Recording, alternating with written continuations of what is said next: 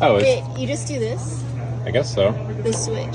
Oh, that's it. That's how you. I never knew how to turn it on. Okay, cool. Okay, so this is the universal. This takes a signal input, and each one of these little modules is like your.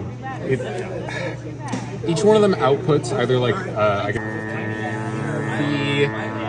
thing. output Can of I this take one's this out? Will it? controlling that. Yeah. But this will break the chain, right? Cheesy TikTok style. So if the universal active filter is the ultimate thing, I guess right? so.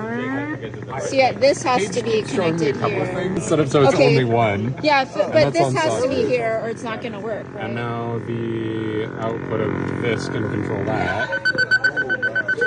And then how do we control these? Oh, that's a thingamajig. That's the global volume. Oh.